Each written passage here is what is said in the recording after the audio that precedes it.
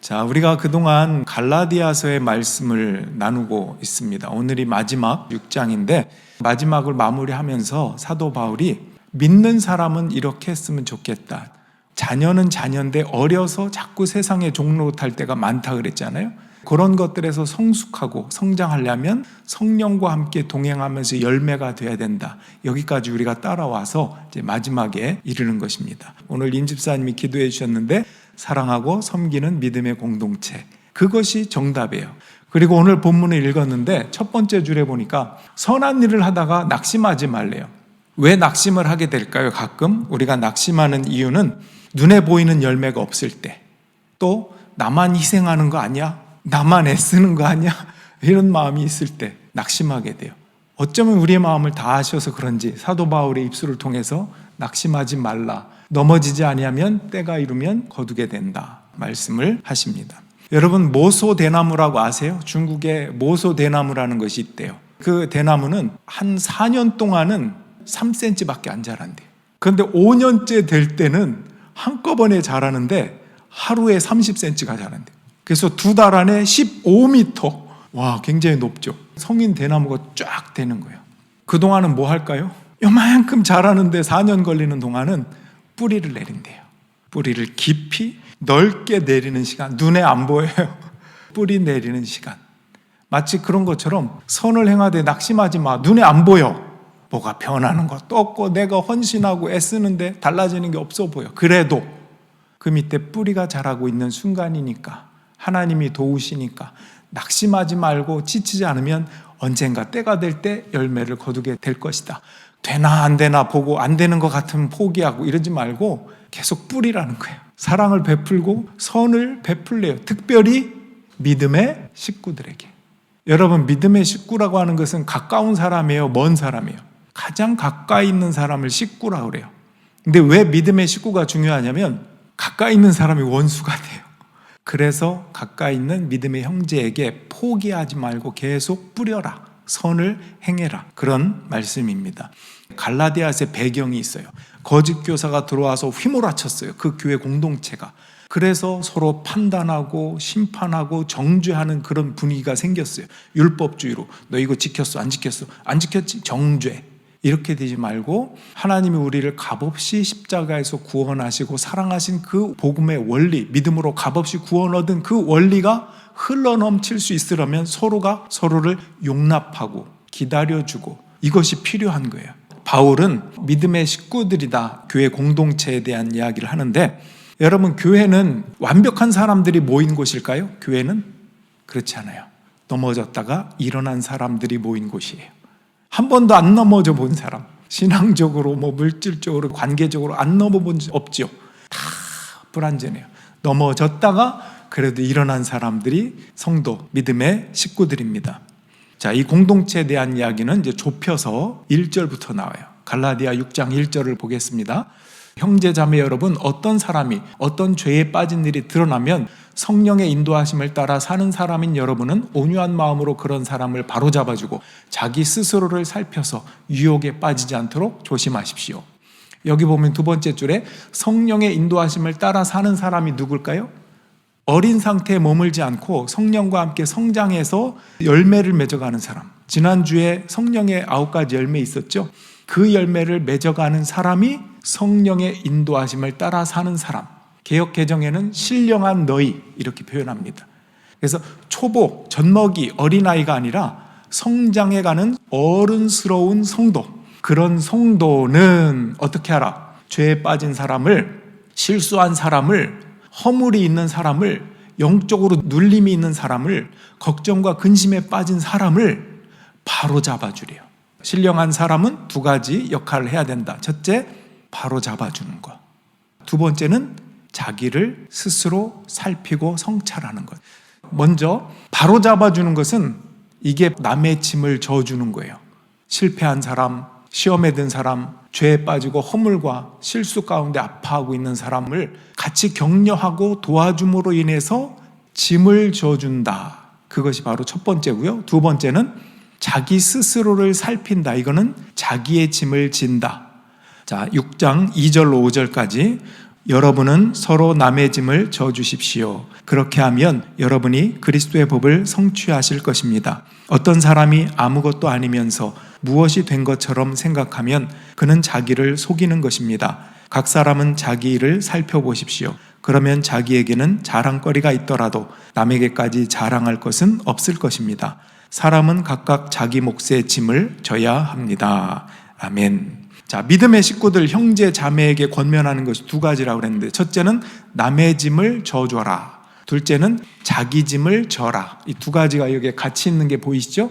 첫 번째 줄에 남의 짐을 져주십시오. 세 번째 줄에 자기 일을 살피면서 각각 자기 몫의 짐을 져야 합니다. 이 두 가지가 함께 나옵니다. 이제 바울이 갈라디아 교회의 특수한 상황이기 때문에 몇 가지 권면을 하는데 약간 이렇게 격려하는 것도 있지만 조금 꾸짖는 것도 있어요. 그러니까 감안하고 들어보십시오. 뭐냐면 자기의 몫의 짐을 지는 부분에 대한 것입니다. 이런 거예요. 남의 짐을 져주고 격려하고 도와주다 보면 있을 수 있는 부작용. 여러분, 이게 부작용이 있을 일이에요? 좋은 거 아닙니까? 남의 짐을 져주고 도와주고 격려해주는 거 얼마나 좋아요. 거기까지가 좋다는 거예요. 그렇게 하라는 거예요. 그런데 하면서 그렇게 도와주는 사람이 조심해야 될 게 자기 몫을 지는 부분이에요.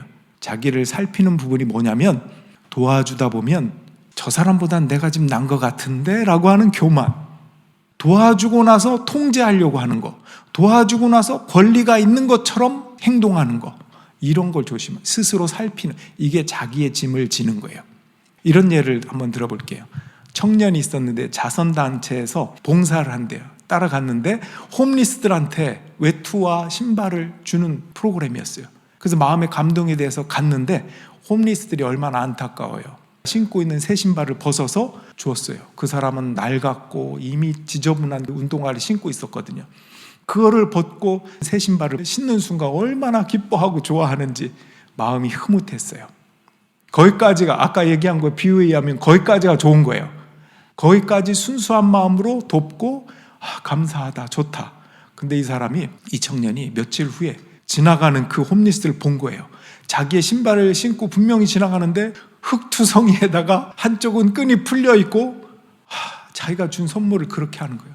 그래서 들리지 않게 혼잣말로 불만을 얘기합니다. 야, 진짜 내가 저러려고 준 거야? 뭐야 지금 저렇게 신고. 마침 지나가던 노인 한 분이 그 소리를 들었나 봐요. 자네 도와줬다고 권리 있는 것처럼 행동하지 마 이러고 지나가더래요. 여러분, 무슨 말인지 알죠? 내가 도와줬다고 해서 그 사람에게 뭔가 이래야 돼 저래야 돼라고 하는 권리가 생긴 것처럼 행동하면 그건 자기 짐을 지지 못하는 거예요. 넘어지는 거예요. 저 사람보다 낫다고 생각하고 교만하고 또 저 사람을 내 아래로 보는 것, 내가 뭔가 통제하려고 하는 것, 조심해야 되는 부분이다라고 이야기하는 것입니다. 자, 다시 정리할게요. 누군가를 돕고 사랑할 때 나는 선한 사람이 된 것 같은 만족감, 이건 좋아요. 거기까지는 좋습니다. 스스로 자랑스러워하는 것이 보상이 될 수도 있는 거예요.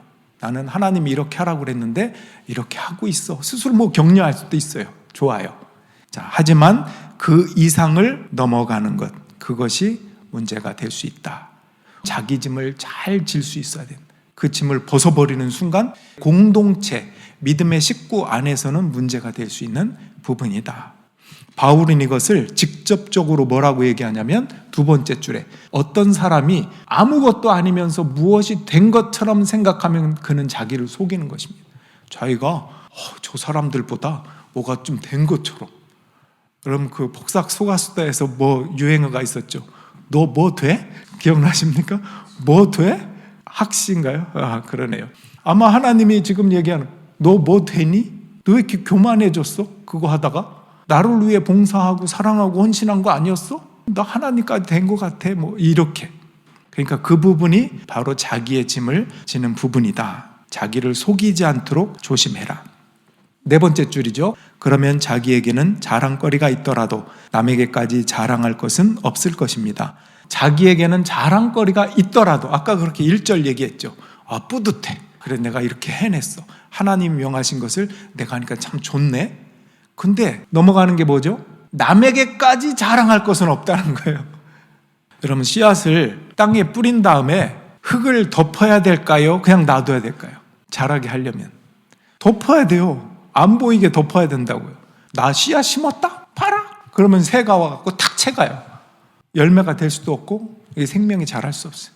그러니까 내가 선한 일을 하고 씨앗을 심었다. 그러면 흙을 탁 덮어야 돼. 아까 그 대나무처럼 언젠가는 쫙 일어나게 새싹이 나고 이렇게 덮어야 된다는 거예요. 이 부분에서 C.S. 루이스라는 사람이 스크루테이프의 편지라는 책에서 이런 글을 썼어요. 인간이 영적으로 발전하지 못하게 막는 법을 왕초 사탄이 뭐라고 하죠? 쫄병? 사탄에게 충고해 주는 거예요. 야, 어떻게 하면 인간이 영적으로 다운되고 성숙하지 못하게 하는지 알아? 이런 방법이 있어. 두 가지야. 하나는 자기 자랑을 하게 해. 두 번째는 그 사람이 경건한 영적인 체험한 거 과시하게 해. 이 두 가지래요. 그러면서 하는 말이 영적인 감각, 깨달음은 내부에 남겨두어야 할 고요한 불꽃이 돼야 되는데 이걸 너무 쉽게 꺼내버리게 외부로 자랑하게 하고 은혜라는 이름으로 나 이거 이랬잖아 라고 하는 순간 그 모든 은혜가 사라져버릴 수 있다. 은혜를 경험한 것을 왜 킵하고 숙성을 해야 되는가? 내 안에 일단 불꽃으로 담고 숙성하고 뿌리를 깊이 내릴 수 있도록 그 시간들이 필요하다. 세상적인 표현으로 꺼내는 순간 그 은혜가 없어지기 때문에 그랬대.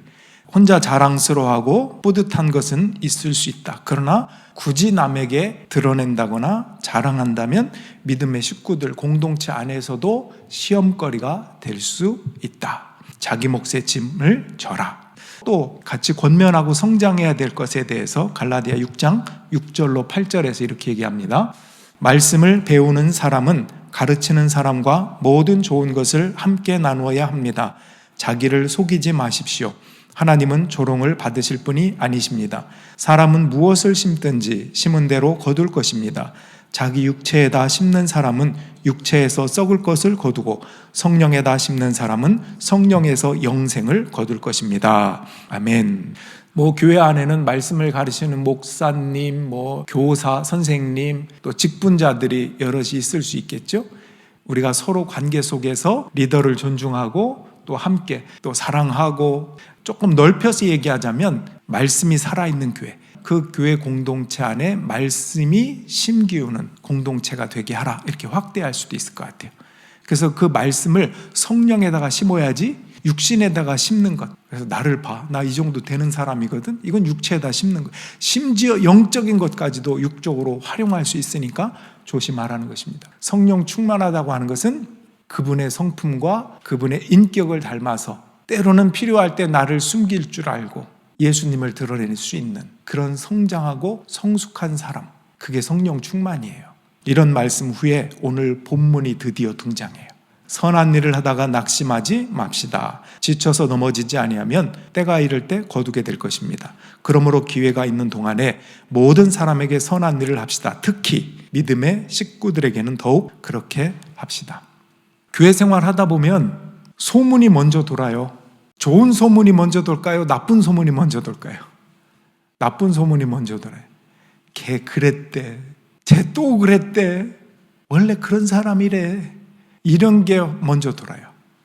험담하지 않는 것도 자기의 몫의 짐을 지는 것이라고 할 수 있어요. 오히려 그 사람 힘들어도 하나님이 도와주실 거야. 하나님이 함께 해주셔서 회복해 하실 거야. 이런 말을 하는 거죠. 오히려 이게 믿음의 식구들에게 서로가 힘이 되고 위로가 되는 거예요. 예를 들어서 교회 안에서는 서로 어머 집사님 어머 아무개 기도할게요. 그런데 가서 그 집사님 그 얘기 들어보니까 그렇다더라고. 믿지 않는 사람에게 가서 막 그런 얘기를 전하고 다른 교회 사람들이 그런 얘기 하고 다닌다고 생각해보세요. 이건 자기 몫을 지는 것에서 실패하는 거예요. 남의 몫을 지는 것에도 실패하는 겁니다. 그런 면에서 조심해야 될 것에 대한 권면을 하고 있다라는 것입니다. 더 나아가서 자랑할 거면 십자가를 자랑해라 이 말이 나와요. 갈라디아 6장 14절 내게는 우리 주 예수 그리스도의 십자가 밖에는 자랑할 것이 아무것도 없습니다. 자랑할 거면 십자가를 자랑하래요. 십자가, 연약함, 거기에 은혜가 있대요. 이건 조금 깊은 말씀인데 밸런스라는 게 중요한 것 같아요. 옛날에 우리 새마을 운동할 때 1970년대, 80년대까지만 해도 모든 사람의 집안의 액자가 하면 된다. 이게 군대식이에요. 뭐든지 하면 된다. 이 군대 정신으로 해왔거든요. 그 시대는 그게 먹혔어요. 요즘은 그게 아니고 되면 한다. MZ세대는 그렇답니다. 자, 어쨌든 시대가 달라져서 그런데 뭐든지 내가 하면 된다. 너는 할 수 있어. 라는 것 때문에 너무 힘든 사람이 많아요. 특히 우리 자녀들. 뭐든지 할 수 있어. 이렇게 격려하는 것까지는 좋은데 이 격려가 도를 넘어가면 그래도 인간이 한계가 있고 각 사람의 그릇이 있는 거잖아요. 근데 그 이상을 요구하는 거예요. 무조건 너는 할 수 있다. 이러면 격려 받는 것 같은데 혼자 있으면 낙심이 되는 거예요. 난 그 정도 아닌데. 그러니까 꼭 필요한 밸런스가 되는 격려는 이거예요. 딱 좋아. 지금 딱 좋아. 그것만 함께 해줘야 돼. 1절만 하면 안 되고 2절까지 딱 좋아.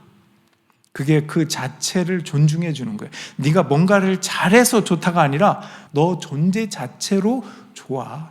그냥 옆에 있어서 좋아. 이게 은혜라는 거예요. 괜찮아. 딱 좋아. 너는 너 스스로 굉장히 귀한 거야. 그런 의미에서 낙심하지 않고 선을 행하는 것. 그것은 남과 비교하지 않고 그 사람의 짐을 져주고 일으켜주는 것. 그 다음에 그러면서 빠질 수 있는 교만함, 권리, 통제, 누구를 낮춰보는 것, 비교, 자랑 이런 거 조심하는 자기 짐을 지는 것. 그럴 때 성령 안에서 성장할 수 있고 열매가 될 수 있다. 교회 안에, 가정 안에 서로 아무리 가까워도 그렇게 함부로 대하거나 조심하지 않으면 자기 짐들을 지지 않으면 상대에게 짐을 전가시키면서 그를 무너뜨릴 수도 있어요.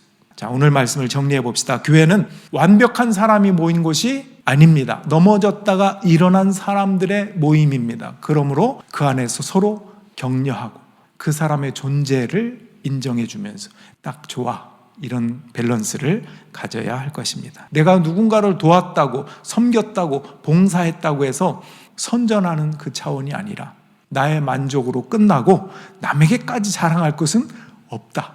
십자가 밖에는 자랑할 것이 아무것도 없습니다. 하나님이 아신다. 오히려 내 안에 감춤으로 흙을 덮음으로 인해서 숙성된 그 시간 동안 더욱더 영적으로 풍성하게 성령 충만한 성령의 열매들이 되자. 이것을 믿음의 식구, 우리 안에서부터 시작해야 세상에 나가서도 빛과 소금의 역할을 감당할 수 있다. 지치지 말고 선을 행하라. 그리하면 때가 이름에 열매가 되게 할 것이다.